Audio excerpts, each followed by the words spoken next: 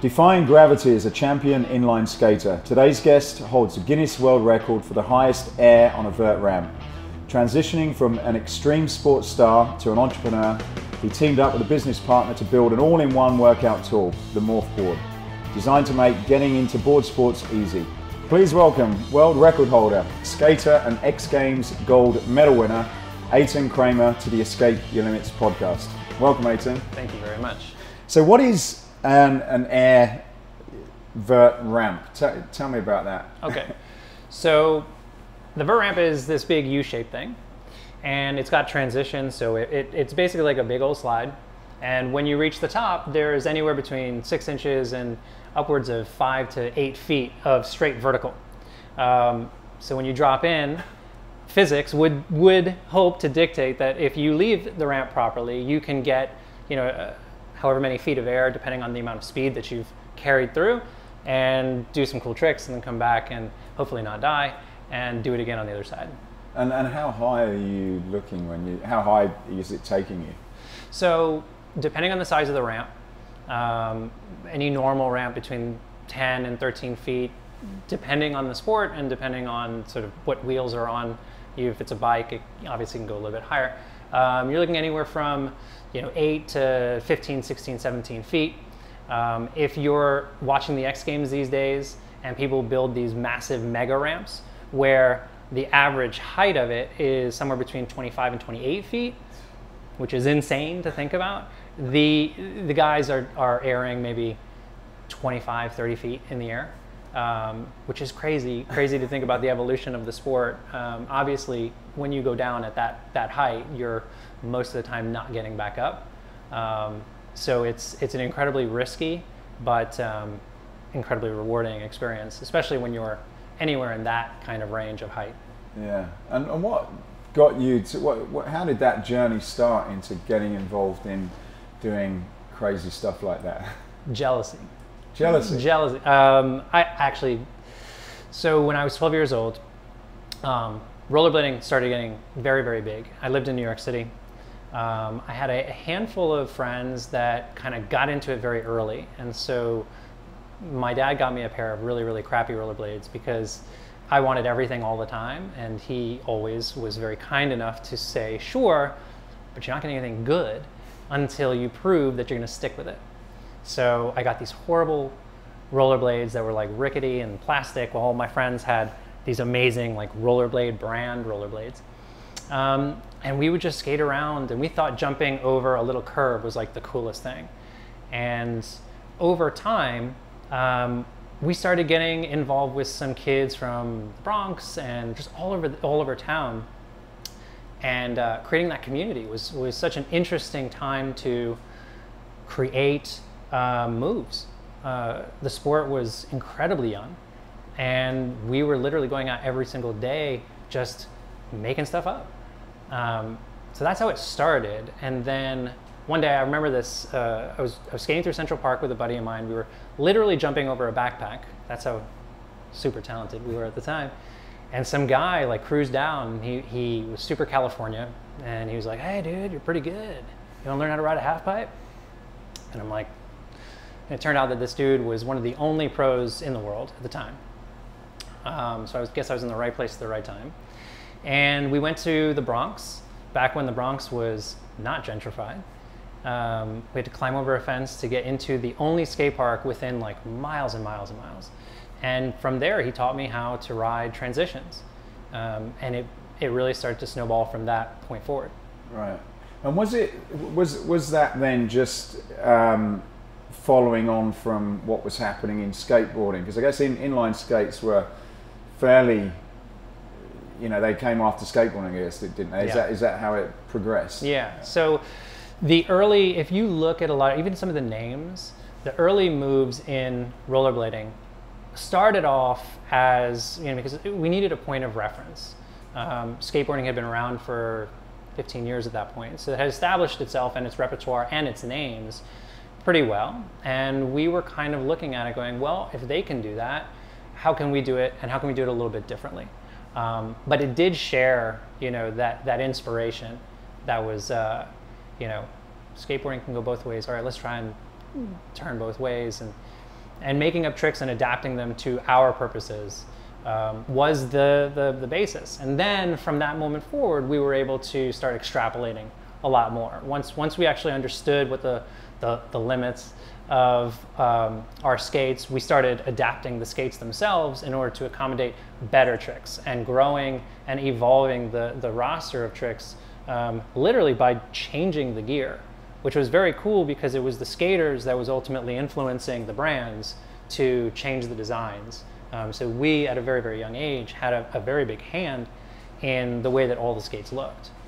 And so as a movement, which it obviously became, was that really then the beginning of it? It was this product called rollerblades had been invented, and then people like yourself started doing tricks and then forced manufacturers to adapt it. And is that how it evolved, or? Yeah, so it was a crazy time. The 90s saw a massive explosion in rollerblades around the country, around the world. It was nothing, and then the next day, everybody. And I lived in Midtown Manhattan. I would go to Central Park as often as I possibly could, whenever my parents would let me, with my beeper. And it was everything. So there were the rec skates, and then there were and at that time it wasn't even called aggressive skates. It was skates that we just took and started drilling holes into. And then a handful of those people, because at that point I still wasn't even pro, a handful of those people had the relationship and they were sponsored by these companies, and they would bring back these like totally hacked together skates that should have fallen apart and killed everybody. But they were like, let's really start developing this out because people want to slide this way. They want to grind that way. And then the brands, of course, they listened because it was a cash cow at the time.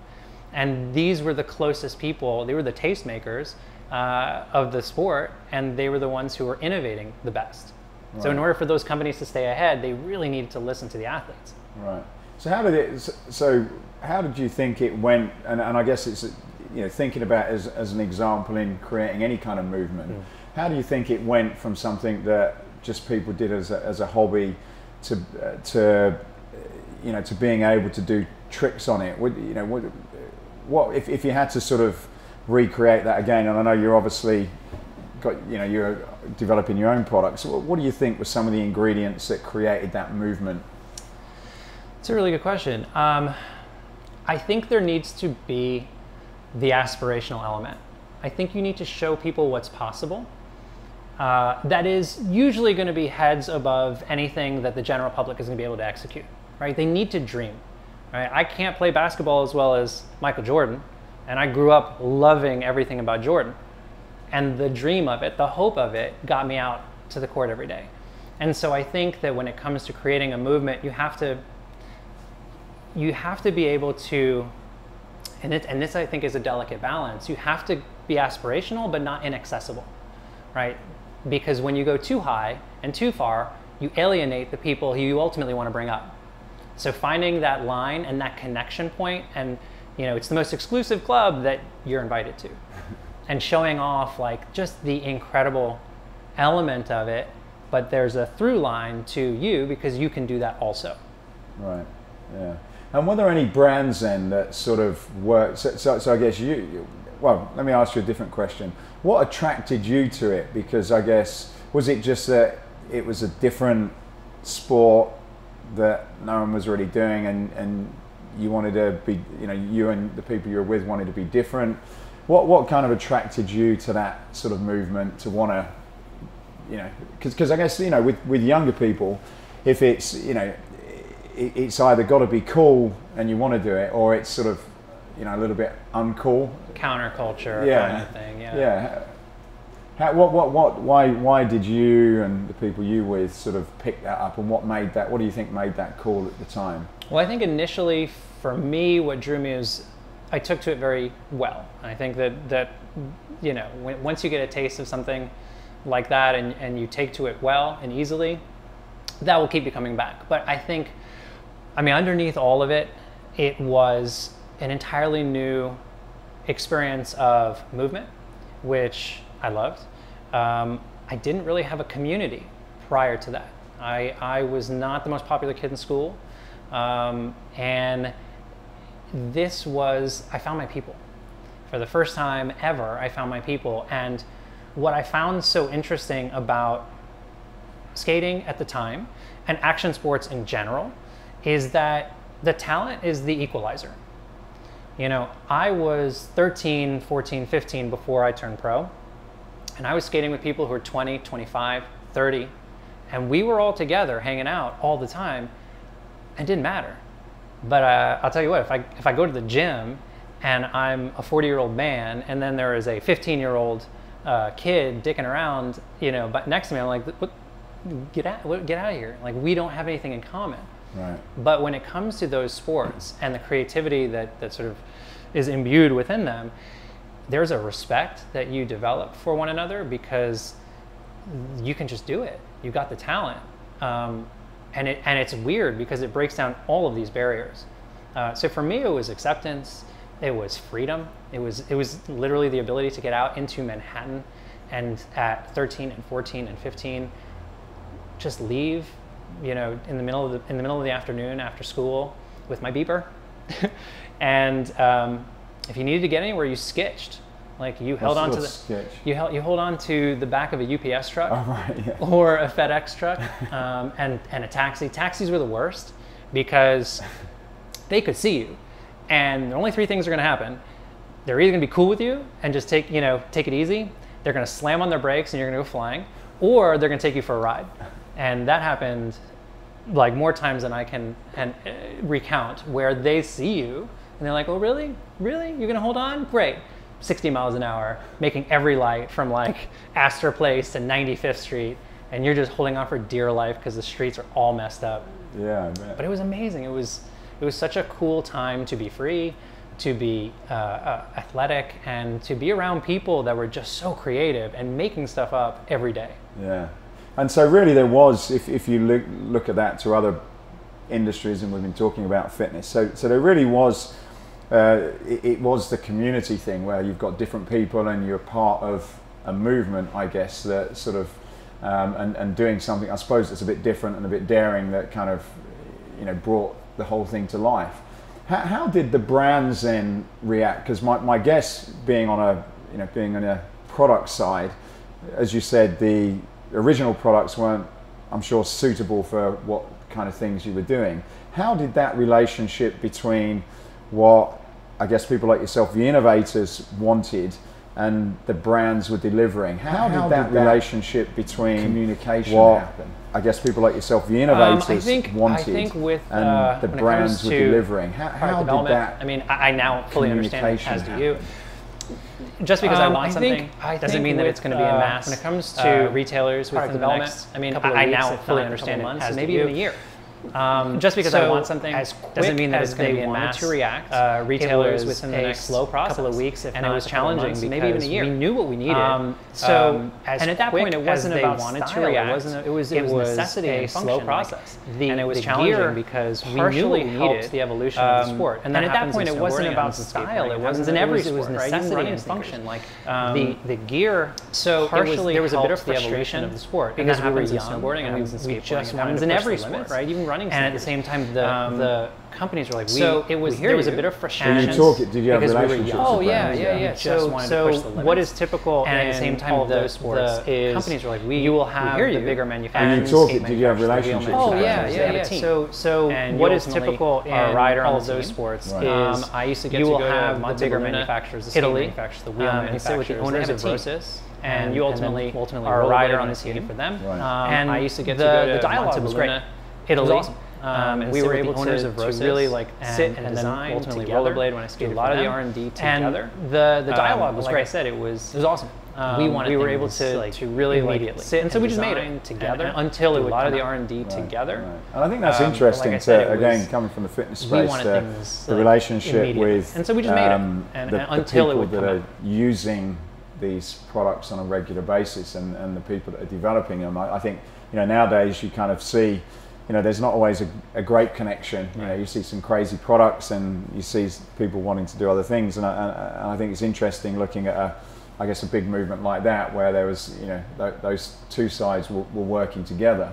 How did that then become go from something that was rollerblading that people did for fun, the kids picking it up and seeing that there's something exciting, to then creating the things like, you know, the competitions, games, that sort of thing. Was that a carryover from people that were doing things like skateboarding and then they evolved into that, or was it separate? How did that happen? I think that the template had already been set. I think in the 80s, skate contests, skateboard competitions were a pretty regular occurrence, and the tour in order to establish kind of who was on top. And so it was really just borrowing at that point. You know, once you have this pool of talent that is just like frothing, there needs to be some expression of that in some way. You know, you need to start creating the vehicle and the venue, and people were smart enough to say, listen, we have the best talent in the world. Why aren't we showcasing this on a weekly basis? Why aren't we taking this around the country and the world and showing off what we can do to ultimately sell more things, but at the same time really promote the sport in the way that we want to show it off. So I think that was the drive. And what were some of the earlier things then? Were they like events or competitions? It was both. So like I said, I was really fortunate to ride the beginning of the big wave, like the one major wave. So as soon as I started coming in as a pro, I got to turn pro at the first ever skate series. And so there were, I think, 12 stops in Southern California over the course of 3 or 4 months. And when that season was not running, there were demos taking place all over the world. So one of the first trips I got to go to was I think it was to Nice, and just cruise around France for a while, and that was pretty amazing. So as a young kid, obviously this is like the golden age, right? To experience all these cultures. I will say, however, if there is one regret through anything, is I was so into the skating and the competing that the traveling aspect of it was a little bit lost on me. And I think when you're so young and when you think it's going to last forever, you're like, all right, I've been How old were you at that when that started? So I turned pro at 15, and I did that till 21. And you know, like traveling all over the world, it was incredible. And I, at the time, inline skateboarding and BMX were kind of lumped together when it came to tours. So I would always travel with Tony Hawk, which is, you know, the best of the best, and Matt Hoffman, who for the biking was also the greatest, you know, BMXer of all time. So to be in great company and in all these different crazy countries where people were going nuts for the sports, for the athletes, it was a little taste of what being a rock star was like without any of the weird, crazy stuff at the time. I think Tony deals with it now to a large extent. I mean, he is by far and away the biggest, maybe Shaun White. But those two are probably like the top when it comes to celebrity. Right. Everyone kind of, don't you look like aren't you Tony Hawk? He's pretty funny. And to sort of, to explain, I guess, people who don't know that world. So there was the different sports, boarding, BMX, and rollerblading. So were they part of what was this sort of move? What was these events that you're going to? Were they called the X Games? Is that right? The biggest one was the X Games. Right. Thrown by ESPN. Right. And you know, it was a marketing thing where you can grab all of these sports, and so it was so interesting. In the first year, like bungee jumping was in it, and like downhill skating. So they really hadn't found their voice yet, and they hadn't refined kind of like, all right, these are our core sports. Let's stick with these. These like really strange, you know, offshoots. Let's get rid of those. Rollerblading was in the, you know, especially given the time when rollerblading was as popular as it was. Rollerblading was kind of center stage. Skateboarding was in there, also center stage, and BMX as sort of the mainstays. And you know, ESPN was smart enough to throw a week-plus long event and really showcase these sports. It was so successful the first year. They're at like 537 now. It's a lot, right? They do every summer and every winter, and all over the world now. Right. So it is it is the I don't want to say it's the Olympics of action sports, because the Olympics are actually going to be taking place with skateboarding pretty soon. But it was a massive opportunity, and it was a massive platform to showcase these sports as mainstream for the first time, because they were so extreme, right? It was even called the Extreme Games until all the athletes were like, please get rid of the extreme part and just call it the X Games. Right. So so I'm just processing kind of what happened from a business perspective. So what really happened? So ESPN kind of came up with this Extreme Games concept where they had all of these different sports, televised it, and that was really, I guess, the vehicle that probably brought money into the sport, and brands in there to manufacture the products, and I guess that was what kicked it off, was it, you think? So the industries were doing pretty well on their own. Skateboarding at that time was starting to come back up. BMX was doing okay, and rollerblading was doing very, very well. I think ESPN saw a great opportunity for great content that they could sell a lot of advertising to. So I don't remember if Taco Bell was a huge sponsor, but there were massive sponsors at all of the X Games. They put a spotlight on all of the sports, so the sports themselves were able to benefit from all of that exposure. We would not have, excelled to the levels that we were able to without that kind of exposure. It was a double-edged sword in certain ways, because they required us to do certain things that we sort of rebelled against, especially being young. But that was the game that we were playing. Like, you showcase our sport and we'll do these things. And ultimately the sports themselves won, because guys like Tony Hawk, who nobody really knew unless you were an actual skateboarder, when he landed his, and this is, I don't know if fitness people know this quite so much, but Tony Hawk changed the face of action sports forever when he landed this 900, a 900-degree revolution at the X Games. It was on ESPN for days. It was on SportsCenter, which was to that point unheard of, which then ushered in this whole new era of like rock star action sports athletes and the mainstreamification of action sports, which again, to that point, wasn't a thing, right? It was this counterculture, but all of a sudden money is getting really, really poured into these sports. And, by way of that exposure and that professionalism, it required a new level of training. Right.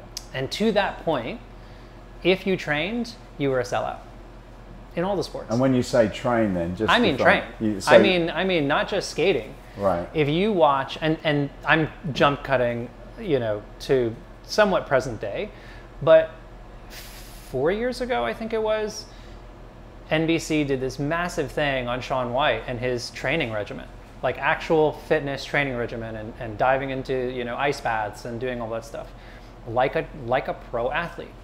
And it was during that period of time where it went from being this like, yeah, that's rad, dude, whatever, to people taking it seriously enough, because money was being, like, tons of money was being injected into a lot of these sports.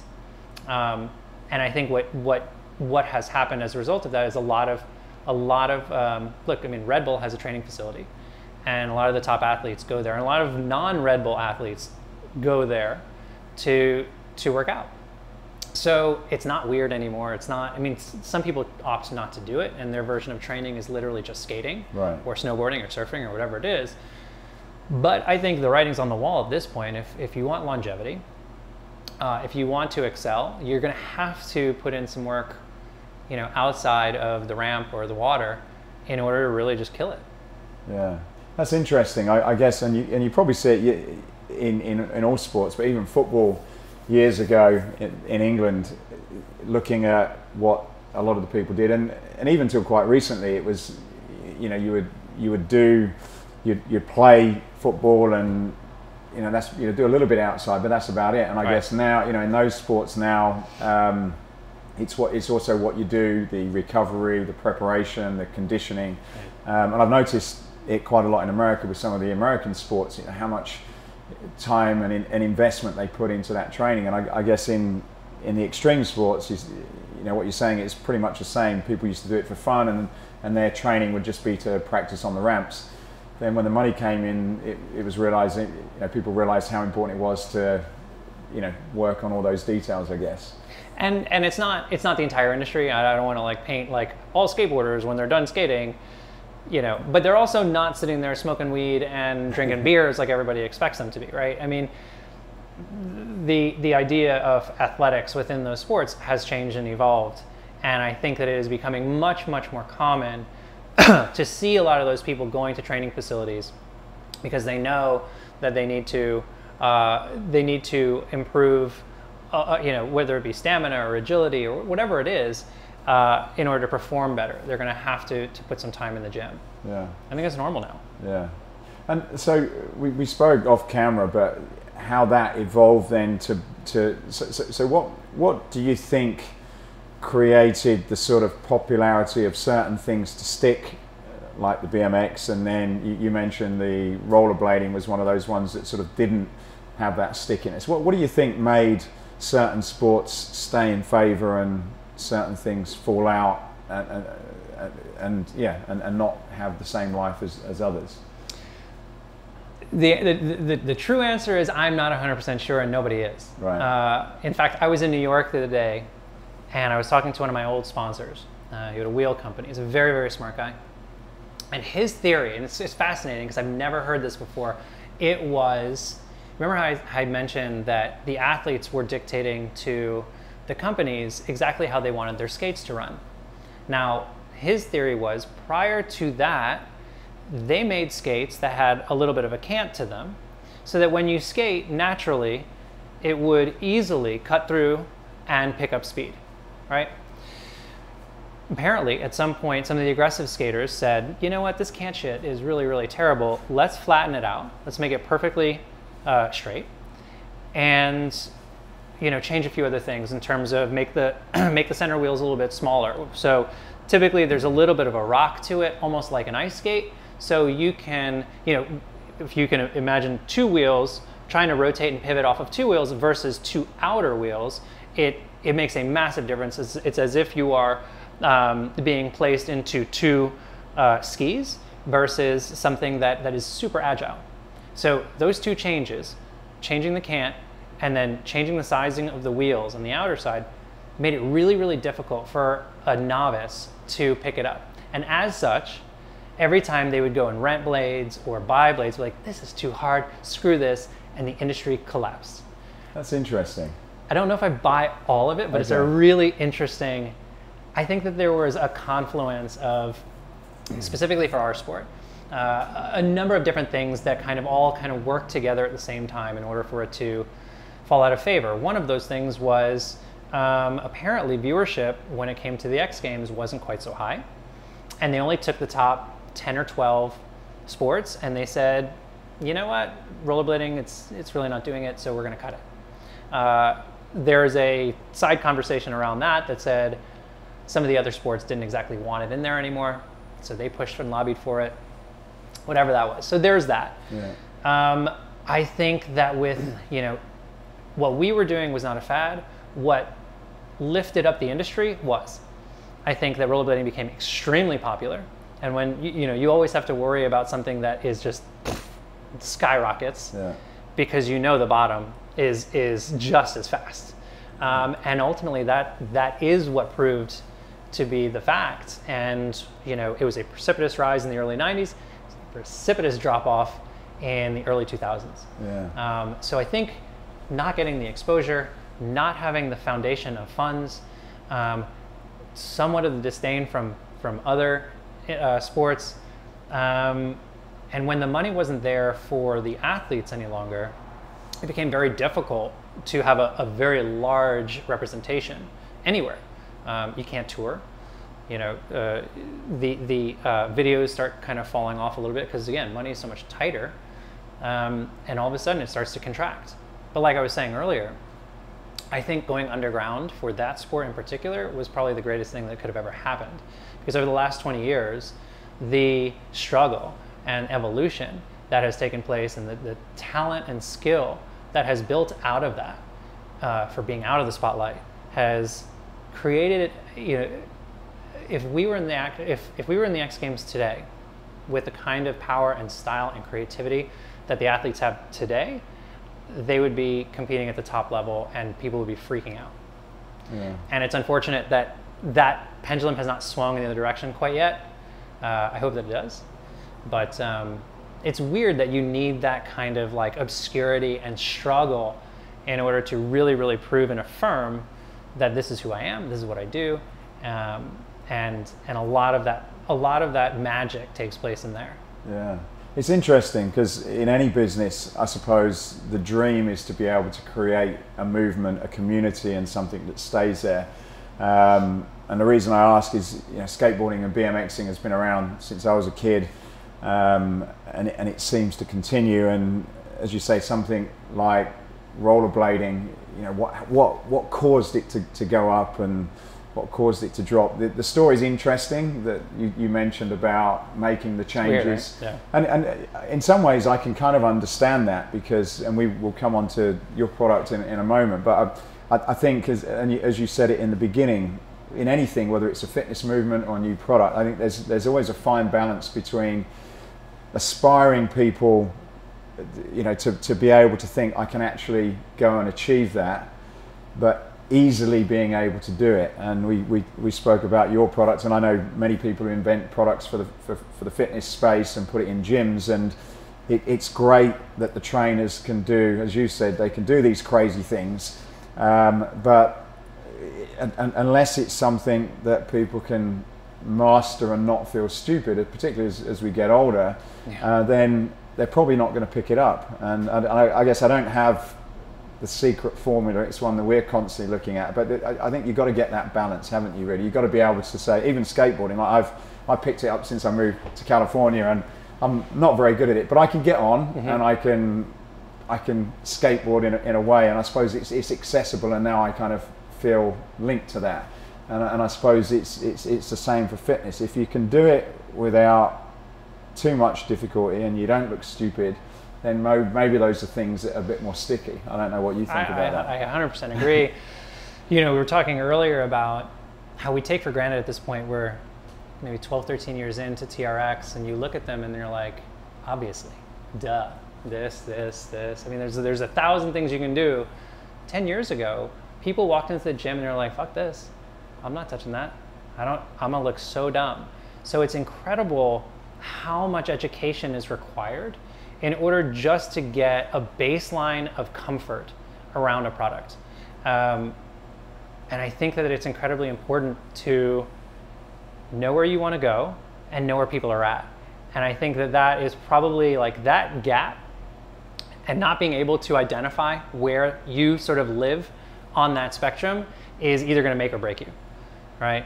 Because, and I had this experience. We came out with a version of this that was action sports and fitness related, and the way that we were presenting it, at the end of the day, we created a modular system that could attach and detach different apparatus to do a bunch of things. Simple, right? I mean, when you're talking about it in a very locked off, kind of sterile environment, you're like, okay, as long as you don't complicate it too much, fine. But then when you start overlaying, oh, and some like pro athletes are going to be, you know, like doing backflips, and like all of a sudden you've now just said, I can't do that. And that's something that I ran into, and it broke my heart because I didn't understand. I came from skating and action sports where if I can just teach you the passion of this kind of movement, you will move forever.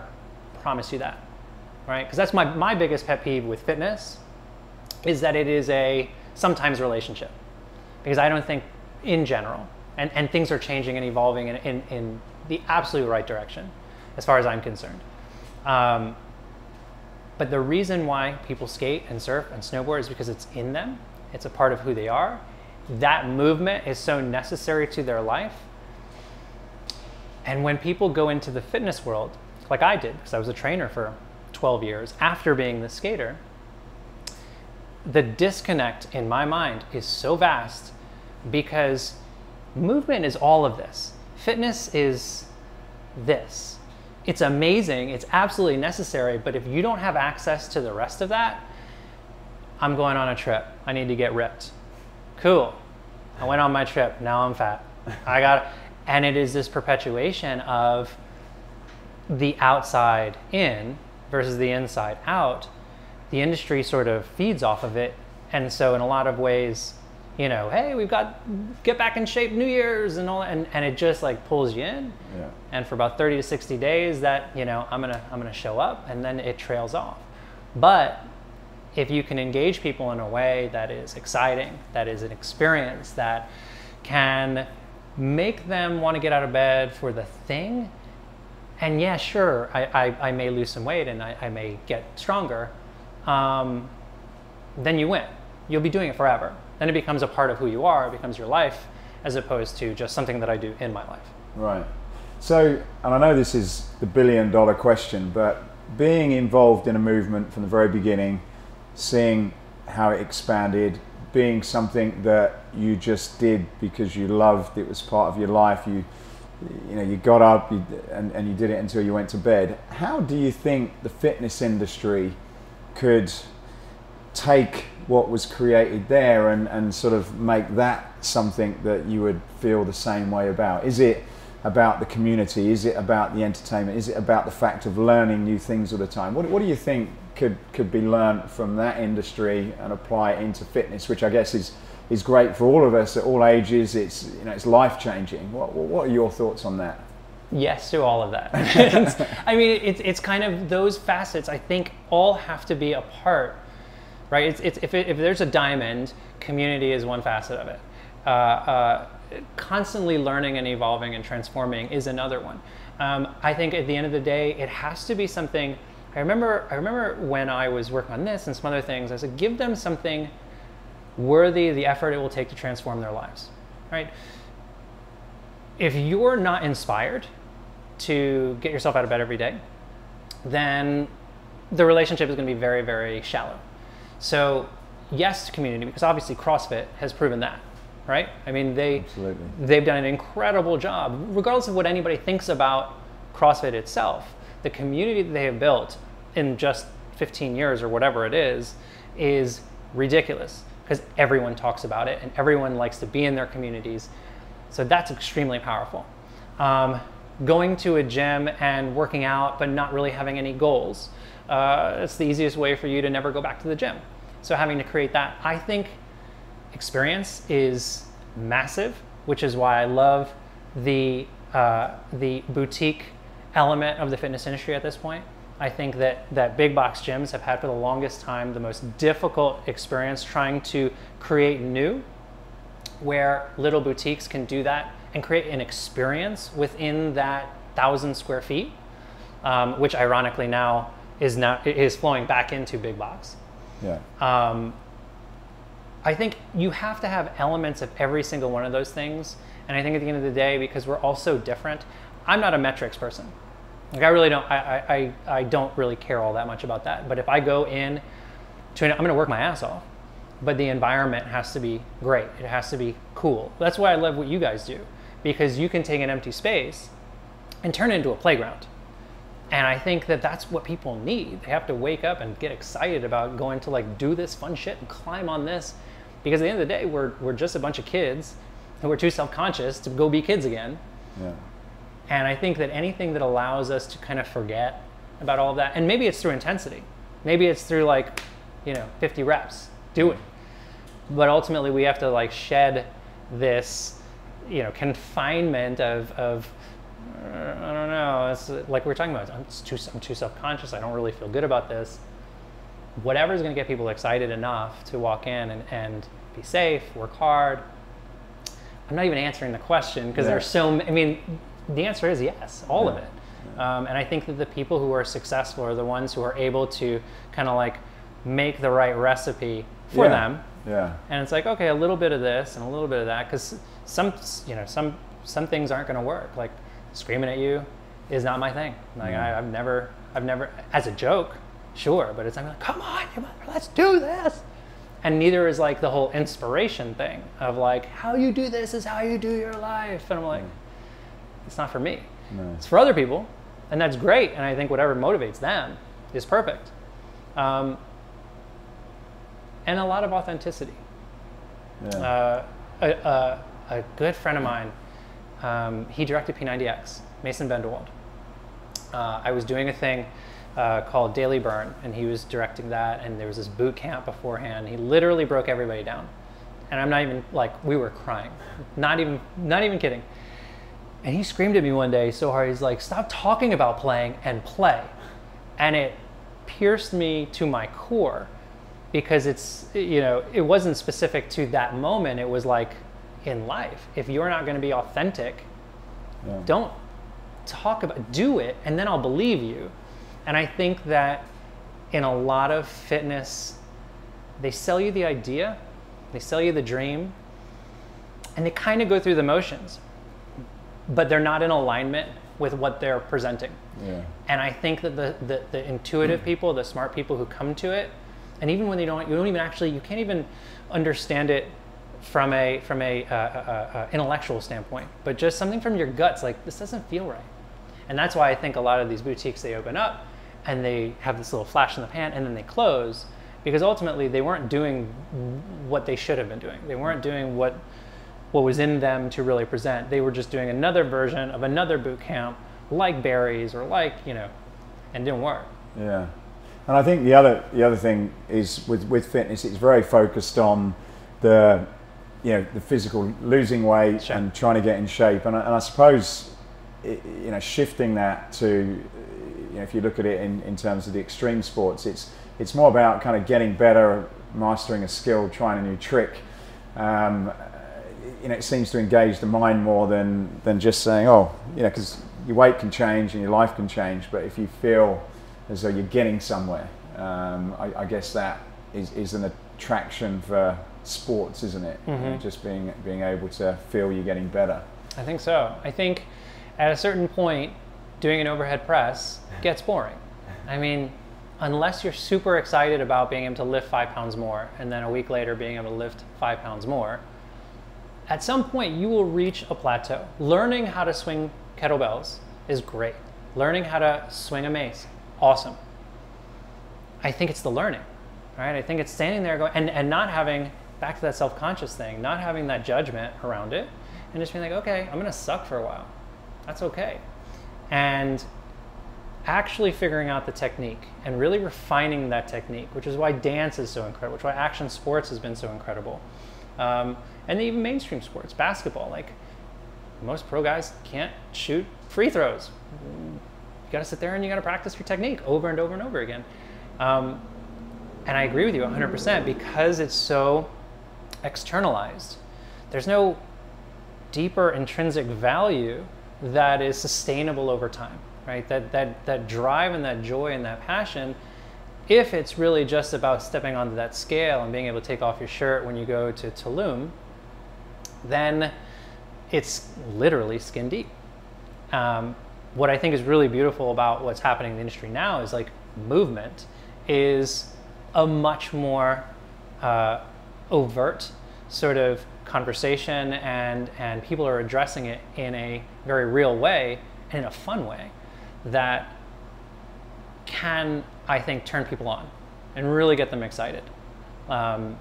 There's a guy named Mike Fitch who does this thing called Animal Flow, and it's all body weight exercises, and but it's really, I mean, it's beautiful to watch.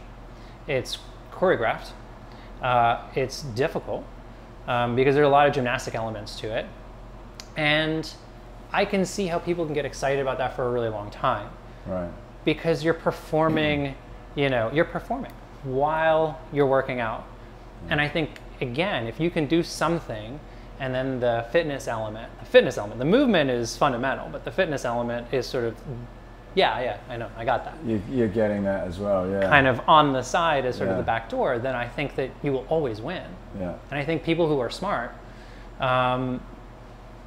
would ultimately move in that direction and start creating experiences and facilities that support that above anything else, and then just continue to update and modify the offerings. Yeah. And I guess thinking about what you've said, you know, yoga is something that's stayed for a long time and it's huge. And I suppose thinking about what you've said and yoga, That's very similar. You don't really look at the fitness benefits and the physical benefits, although you get them. It's mastering the mind, the body, the breathing, and you, every time you realize you can get better and you can get better. And I suppose if someone can kind of create that ultimate thing in it, in some kind of fitness, then that's probably going in the right direction, I guess, rather than saying you've got to do weights, you've got to run on the treadmill, which after a time people are just going to get fed up of it, aren't they? For sure. Like you go unless you're crazy and you just maybe like some of us who just will do it anyway, but that's the minority. But then I think you have to ask yourself, why am I doing this? There is some element to it that you really, really enjoy, right? There's some physiological benefit from before and after. Yeah. But you're right, it is the minority. Like if we're talking about the general public, going to the gym and running on a treadmill is just the worst thing in the world. Yeah. And how do you talk to those people? Yeah. That's the $1 million, that's the $1 billion question. Yeah. So we've gone off track a little bit, but so you had your extreme sports. What was what would you say was your highlight of that part of your life and career? What was the ultimate that you could remember? So from a competition standpoint, in 2000 or 1999, I think, MTV would also do these festivals, and they built the first big vert ramp. It was an 18-foot high ramp with a 33-foot roll-in. So it was literally built for one hit. I mean, the physics of it were such that you just couldn't generate. Your legs aren't long enough, your arms aren't long enough to generate and pump and generate air, or generate speed, momentum to get air. But you could roll in and take one big blast and get out, minus the falling part, because that was terrible. So I competed in that. I ended up winning and setting a Guinness record for the highest air in a half pipe at that time, which I'm sure at this point has been broken, but as ramps got bigger, you were able to loft higher airs. That's, again, back to physics. What height did you get to when you broke the record? I did 14 that I landed. I did like closer to 15 that I didn't land, but you got to land on your feet. So that was that. So that was incredible. That was just from the actual experience of being that high was super cool. But to be honest with you, the coolest part about doing what we got to do was traveling to other countries where you don't speak the language and you immediately have rapport. Like, again, like it was such a low level of celebrity or notoriety, but it was the perfect level because it's like they were all your friends. They all trusted you. And we would go do these demos, but we'd also do these teaching sessions. And so all these kids would just come up and we would just hang out for like a day or two in Chile, in Peru, and all over Europe.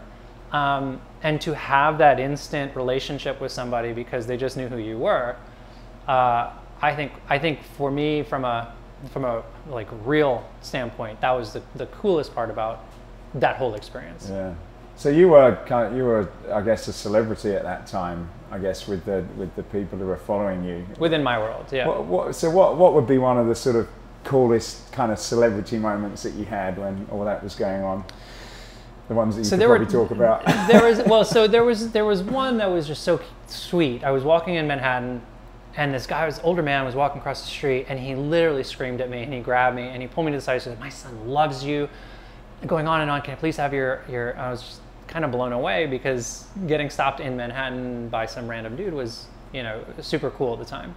But there was one experience when we were in Chile and we were doing shows there, and it was myself and Tony Hawk and Matt Hoffman and a few other guys, and we were in this arena. It was like being a rock star. Nowhere close to that, but anytime you would go up and it was like a full amphitheater arena sort of thing, and they were sitting all around us, and anytime you'd go up on a quarter pipe, they would start grabbing at you and like trying to pull you in and into and at one point some guy grabbed my helmet and started pulling it back, and it's connected to your neck, so I'm getting choked out, and one of the security guards had to come and like beat him off, and that was crazy. And then we get in the van on the way out, and the moment they open the parking area sort of enclosure, we get swarmed by thousands of people, and they start rocking the bus, and it was really freaking scary. at that time. It was amazing, but it was also like, we're gonna die because they like us so much. That's crazy. That was the sort of height of that crazy for me, and chances are they weren't there for me, they were there for Tony. Right. But that whole experience was wild. Yeah. So how did you go and leave that, and what did you think about, I guess at some point you knew that you would have to move on. How, what went through your mind? What was your thought process about, or how you're going to top that sort of lifestyle? And did you think you're going to go and get a normal job, or what was that like? So at the MTV thing, well, I had already been thinking for a while. Like, I looked around the industry and I looked around skateboarding and BMX, and I was like, I never want to be one of the hangers-on. I never always in the top 10, but it just wasn't. I didn't want to take from the industry that way anymore. Like, if I wasn't going to be in the top 5, 7, I didn't want to be 13 and still have sponsors and still make them pay for me when they could be paying for somebody who is really on the come up. So I had already had that in the back of my mind, and the main guy for talent at MTV was like, "What are you doing?" And I was like, "I'm skating." He's like, "No, we're gonna make you a star." And I ended up getting into entertainment for a while, which is really the way that I got into fitness, because entertainment didn't work out. Well, when you say entertainment, what's that? So I got into acting. Pretty immediately got into a movie. It's $80 million movie. John McTiernan directing. We did Thomas Crown Affair. And did you practice acting, or? Well, so it was for a remake of the 1978 movie called Rollerball, and of course they needed a ton of rollerbladers. And I did end up auditioning as some like Russian with a Russian accent. I'd never auditioned for anything in my life, and I got the part. And everything. I mean, I was in Montreal for 3.5 months. Everything changed the moment we got there, as always, as it would. But I got bit. I got bit by the bug for a while, and I thought, and the lifestyles were kind of similar. You kind of throw yourself into something. It really is about this thing that you're creating at the time, and I thought that I was passionate about it. And over the course of the next few years of just kind of getting hammered and realizing there was a disconnect, because when you're an athlete, any athlete, and you lose, you can pretty much look at the tape and go, I got it. I didn't do that trick. I didn't run fast enough. I didn't catch that ball. You can, for the most part, pinpoint with some, 5 degrees of certainty, one way or the other, why you did not win. That's interesting. And you can adjust. Right. So there is some level of control, even in subjective sports, right? Whether it be certain elements of gymnastics that they grade you on some creative elements, and same with ice skating, same with inline, same with BMX. Even within that subjectivity, there's a clear winner. Right, yeah. There's no clear winner in all of entertainment. Really? I don't think so. I mean, I went in for a ton of auditions. I also sat with, I tried to do my best to be on the other side as well and learn as much as possible. So I would sit with casting directors and read. And I would see these incredible actors come in, and they'd be like, "That's great, thank you so much. You're gonna," and they'd leave and be like, "Looks like my ex-boyfriend." No. Swear to God. And I'm like, "Are you really? He was no? Okay." And it goes like that. So there's a lot of a lot of emotion and just. And it's just just depends on like. Yeah. And I was not passionate enough for it. Right. And I wasn't willing enough to allow, that level of uncertainty without some level of control. Like, sure, I can go to acting classes and I can get better, but if I look like your ex-boyfriend. Yeah, so it's very much about, if you've got the face that fits for the moment, it's great, but then nothing you can control. Right. And that's interesting. And I will also say, talent rises to the top. Right. Always. Really? I didn't have the sticking power. All of it's about perseverance, right? Okay. And I think that it's a beautiful through line in athletics, in acting, entertainment, in entrepreneurship, is if you don't have it in you to just eat shit every day and get back up and be like, cool, let's keep going, then you're not gonna be successful as an athlete. Right. I mean, the pathway to success as an athlete, at least an action sports athlete, is literally falling on your ass all the time.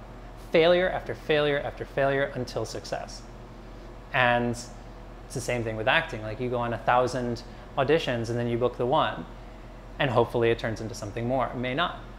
So I'm just on that then, because I want to draw a comparison. So I like the thing you said about sports in particular, because I've heard it with, whether it's combat sports or extreme sports, that you can, you go back, you look, you examine what you've done, and you can kind of identify it, which is great, because certainly in business, it's very difficult to be able to do that. In acting, it's a little bit more, well, you've either got to have the face that fits. Would you say then that if you'd have had that same determination that, look, I don't care whether you think I've got the face that fits, if you'd have just continued to persist, that even with those strange things that go on with it, you could have probably done it if you'd have had that commitment to say, I don't care, one day I'm going to stick at it and it's going to happen and I'm going to get better. Do you think that could have happened in that world? I think so. I think right. that happens, and you have to have a modicum of talent. Yeah. And providing you do, and you go on enough auditions and you work at your craft, I think that you'll work. Right. And that was sort of my disclaimer. I just didn't have it in me.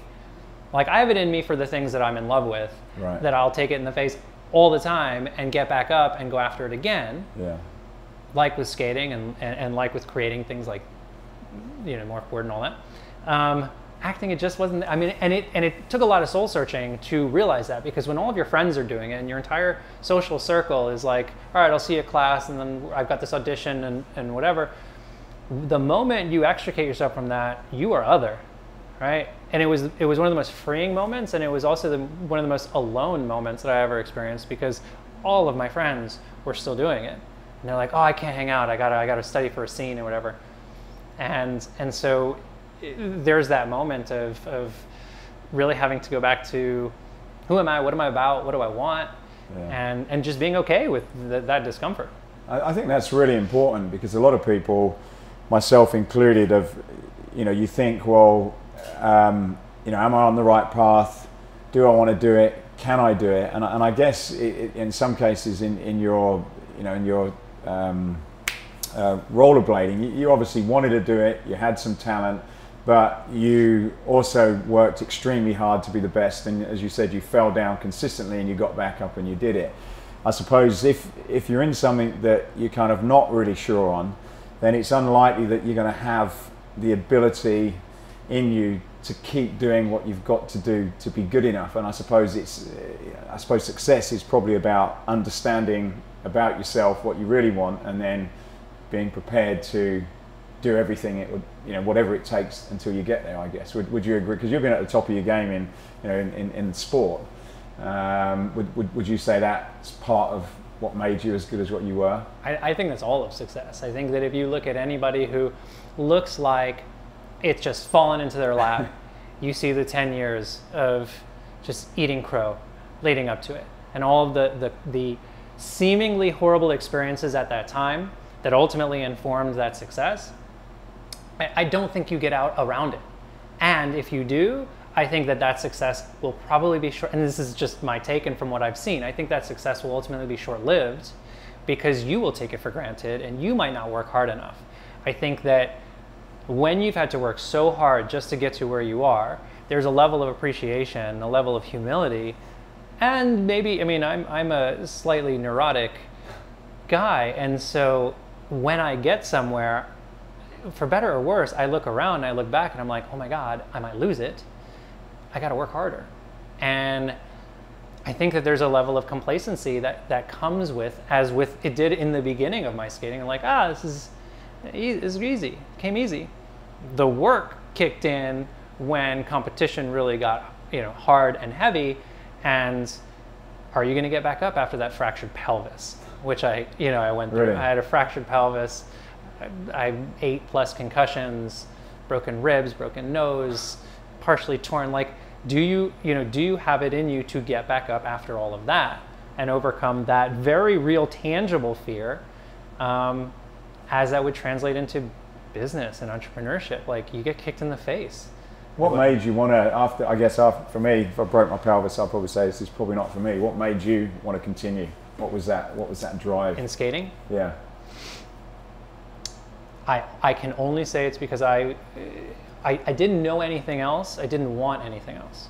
It's you know, there are these as what happened with the board for a bit. Like I tried something and it didn't work. I fell on my face, and it was so painful because I had spent so much time doing it and raised all this money from friends and family, and I had family calling me, and friends and advisors and investors calling me saying like, you did it, good job, you tried, you got it out there, it didn't work out, maybe it's time to, you know, do something completely different. There was a level of submission that I had to you know, get to, which was like, I surrender to all of this right now, because I was fighting and scrapping so hard and trying to think my way through this, and there was just no way to think out of it. But at some point I was like, nope, I can't do anything else. And the same thing with skating, I can't do anything else. Like there's just nothing, it's not that I won't ever be successful at anything else, I just can't do anything else. And when you say can't do anything else, I just want to clarify the language. I guess you're meaning you can't do anything else because you, in your mind, it's like you don't want to do anything else, not that you can't. Is it? Right. Okay. I think that it was so much of a part of who I was then. Right. That I couldn't even conceive of a life without it. Right. Yeah. That, I mean, you look at a lot of the pro football players and rugby players and motocross riders, and they've got replacement knees and shoulders and whatever, and you're like, how could you get back on that motorcycle? And they literally look at you like, how can I not? Yeah. Right. And there is no wavering there. And I think that is the drive and the vehicle that ultimately gets you to be the best in the world. Yeah, having that single focus. There's no other way apart from that. So burn your ships, right? Yeah. So jumping out. So you did acting. How did you get into fitness entrepreneur then? How did that happen? So acting was sporadic at best. I did pretty well doing commercials, which is great money. But you know, like sometimes it would be great money and sometimes it would be no money. And that just wasn't, that wasn't going to work. I needed to pay bills. I knew that I came from a movement background. I was in physical therapy since I was like 13 because of all of the issues. So I knew the body pretty well. And finally, one of my friends was like, why don't, I know the GM over at Equinox, over here in West Hollywood. I'll set up a meeting for you. I was like, okay. I was, I'm open to it. And I went in, I'm like, I don't have a certification, but I will get one. I will learn everything. Hire me, and I'll kick ass. And he was just like, okay. At the time, Equinox hadn't gotten like super rigid yet, so I snuck in. And it was, at the time, it was a great way to connect with people. It was a great way to share a lot of the things that I loved so much about skating. And it was such a massively eye-opening experience to see the world that I had come from to the world that I was entering, and realize that there's so much opportunity to bring innovation and creativity to it. So I trained, and somewhere along the line, and I was still very connected to young people, because that's everything that I did in skating was all about kids. Right. And everywhere we would travel, like I was saying, we would skate with the kids and teach the kids. And at that point, sort of overweight and obesity was becoming such a big topic, especially amongst young people. And I was looking at gyms at the time, and I was like, why isn't there a place for young people to go? And moreover, why isn't there a place that's fun for young people to go? And then all of a sudden there was, well, here's action sports, and that's fun. Why can't we just sort of overlay the two and create a space for young people? And so that concept kind of like mulled for a long time, and certain aspects of it kind of developed to the point where I put together this whole business plan and had everything laid out and started picking up business partners and took it to very large businesses to pitch it. Ultimately, I think it was a little too grand for the time, because it also incorporated extra gaming, which is the precursor to VR and AR. That's really going to be an interesting thing in the fitness industry coming up soon. Yeah. And at one point, once again, like there are these moments where you just get kicked in the face. And I've been pushing and trying to raise, a bunch of cash, which it was like... How long was that period from when you had mapped out more or less the idea to getting somewhere with it? So I think that was multiple years, because it had evolved from this very, like, just completely unrealistic, you know, like the renderings was like New York City, you know, 57th Street, the whole block, 9 stories, to like a very conservative 5,000 square feet, to an even more conservative 3,500 feet. So the raise went from like $5 million to, you know, a reasonable sum that I could actually get. And at one point, one of my advisors who vetted all of it, big finance guy, came from David Barton. His company came in, and when they were struggling, came in and worked from the inside to make it profitable, or to try and make it profitable. So incredibly smart. And at some point he was like, it's probably not going to happen, right? Not right now. The time's not right. It's a lot of money. How do you take this experience? How do you take this massive experience that you want to give people and put it in somebody's hand? And like at the time, that was just, how do you take those words and actually make them into a reality? That's the weirdest thing to say. Like 3,500 square feet of all kinds of climbing apparatus and you know, trampolines and climbing walls and obstacle courses, and put it in someone's hand. So I messed with that for a little while, and I started classes, and I took parkour, and I went to gymnastic studios, and I brought in normal fitness people, and I just threw them into, you know, really well-structured parkour classes. Which again, like you say it's parkour, it's like jumping around a playground for adults, and they went nuts, you know, in an hour and a half. It was like the perfect template and the perfect example of taking people out of their context.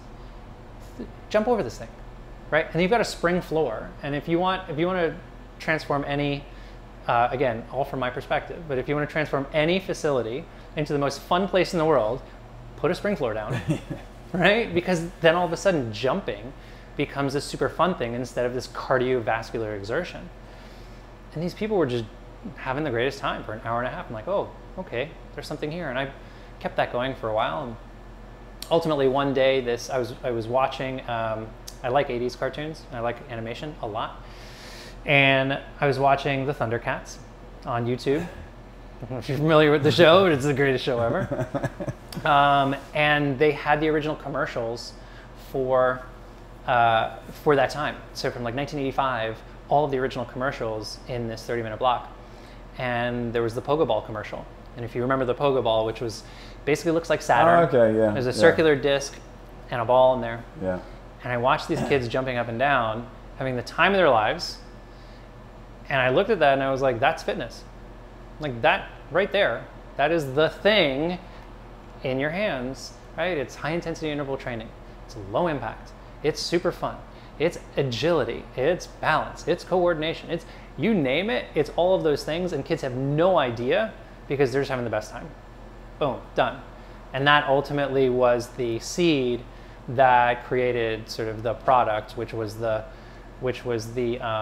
in my mind, the fulfillment of that imperative of take this and put it here. And what would be one of the lessons you learned from going through that period of this big idea? Because I guess lots of people, particularly in the industry, have these dreams. They picture what they could do, and probably pipe dreams because there's a lot of money, and will it work, won't it work? What would you say if there was one thing that you took from where you started to where you ended up that you could probably share with someone else that was maybe in your position at that time? It's a good question. I think first and foremost, you have to let go of your idea, period. You have to let go of your idea, right? Like I would not let go of this gym concept for the life of me. And because I had blinders on, it was impossible to see other opportunities, impossible to change and bend with the concept until I actually let go. I think that's the, you strangle all the life out of this thing that you want so badly to bring into existence, when if you just kind of let up a little bit and allow it to allow it to evolve and morph into something else, it may serve you a hell of a lot better and fulfill the same purpose. I think that's the first thing. The other one's like know who you are, know your constraints. I've never run a gym before. I think at this point I probably could do it. 8 years ago I absolutely could not. And the idea of me being in charge of a 60 to 85 person organization that needs to open every day. And by the way, I hate maintenance. Like I am not, I mean, there is the creative process and then there is the maintenance of said creation. And I'm not the guy who gets excited about waking up at 5 o'clock in the morning to open something up, to make sure everything's okay. That's not me.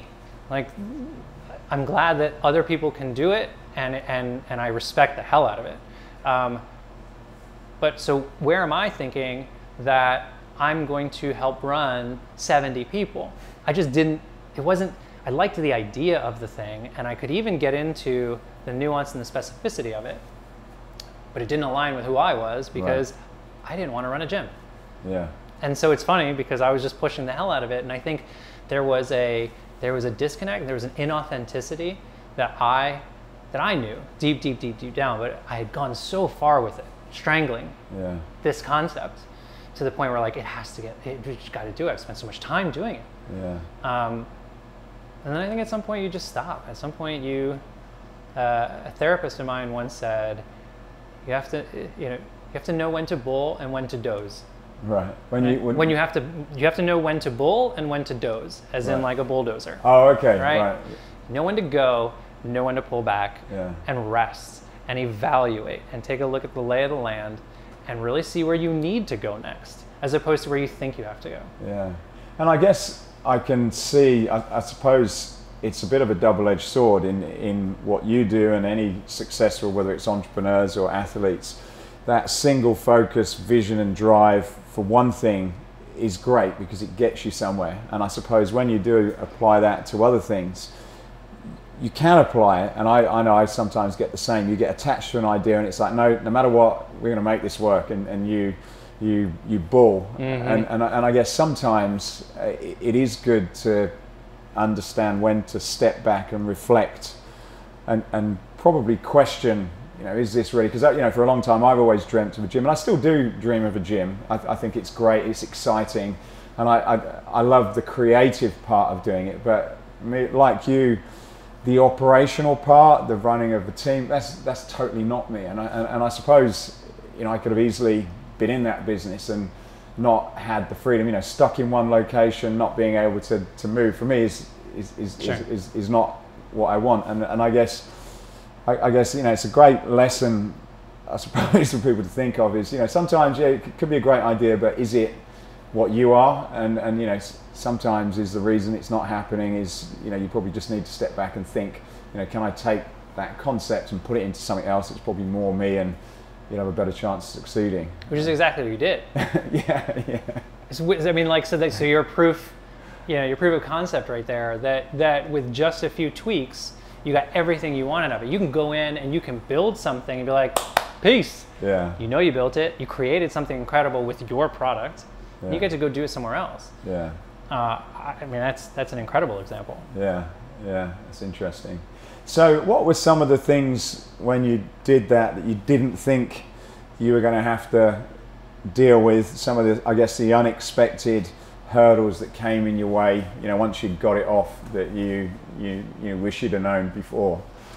So it came in 2 iterations. There was the fitness iteration, which was the original sort of version, which was, again, sort of let's take some action sports elements, some instability, a lot of plyometrics, and and apply it to this modular system.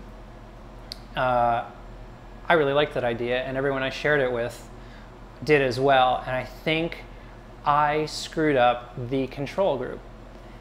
Every time that I would go and present to somebody, I would present it, right? I would show them how to do it, and they'd be like, "This is amazing," and I'd be like, "Here, check this out, and let's do that." And we'd have an amazing time. They're like, "This is incredible. This is absolutely amazing." I ruined the experiment every time because I wanted the outcome that I wanted, and I extracted it because I know my product, I know how it works, and I know how, I know how to get people excited about that product. Right. And that kind of movement, because that's what I've done for my whole life.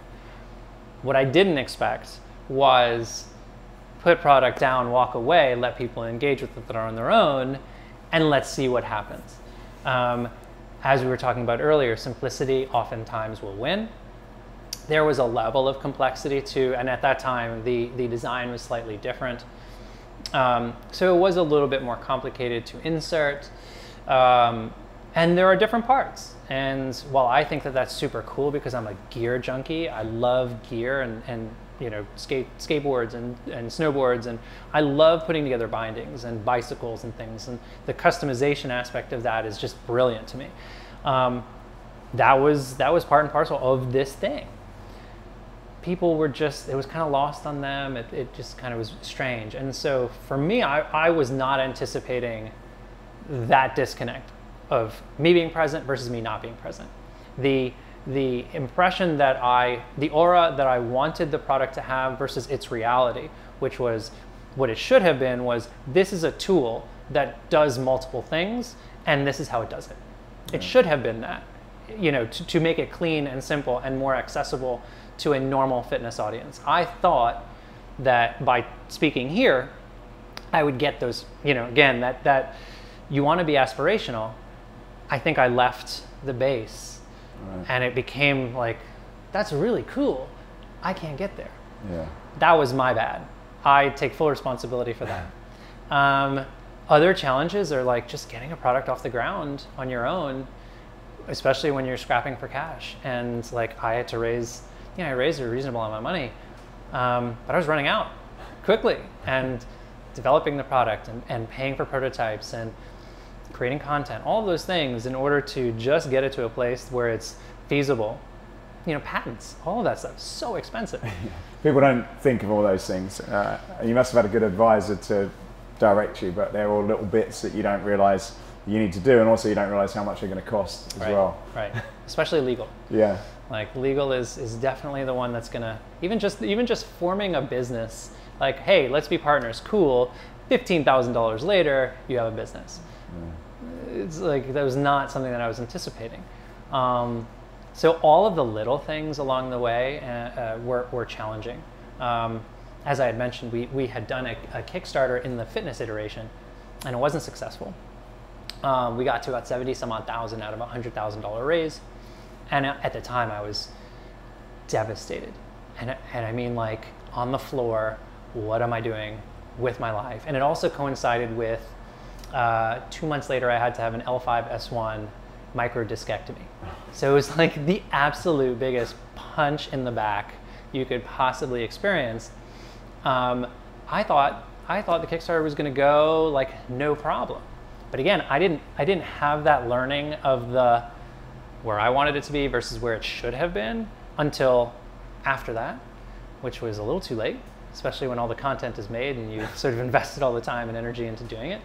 And then there was some serious like soul searching on the level of just personally, but also like what does this product actually want to be? And it took a little while to get there. Right. And so you kind of originally had this idea for the fitness market, but you then sort of evolved that and found, how did you go about finding sort of where it is now? Because it's obviously been very successful, your launches early on in the year. How did you kind of go from saying, okay, well, maybe it's not as I thought it was going to be, maybe this is the audience? Where did that come from? So there were a number of signs that I wasn't really paying attention to because I had this singular focus of like adult fitness, it's gonna be great, turn them into kids again. Meanwhile, the kids were actually stealing the product every time I was showing it to an adult who had kids. Smart, huh?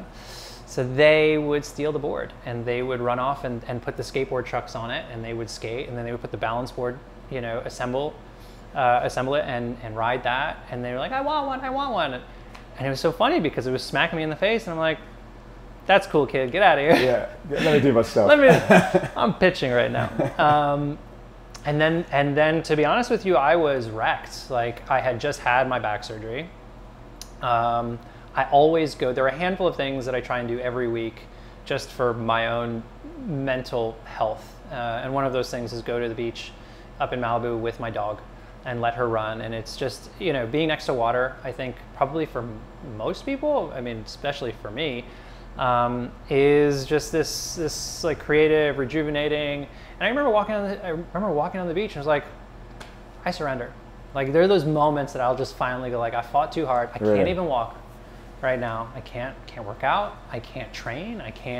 The product is not going anywhere right now. Like I surrender. And I promise you, I was walking and the thought of like just kids, like the one word, kids. Like, oh, okay. And I got back in my car later and I called my business partner. I'm like, you're probably not going to like me. All that work that we've now just done, we need to redo it and make it for kids. And thankfully, to his credit, because he was the designer, right? So it's one thing when I have this idea and I'm like, I want to do this thing. I then have to convince him to put in the hours and then work with him. And we work really well together to redesign and kind of tweak it for kids. And so we redefined it as this like really cool skateboard trucks and a balance board and a bouncer and a scooter and, you know, on and on. And ultimately we were so fortunate to partner up with this wonderful toy company called Jack Specific, who saw the vision, because we came in and thankfully we had a number of patents, but we had this fitness iteration. We had the prototypes for that, but we had a presentation for the kids. Here's the promise, here's the world. And they were like, yep, got it, we're in. And that ultimately was the beginning of being able to go down this path together. Fantastic. And now you're in a bunch of stores, is that right?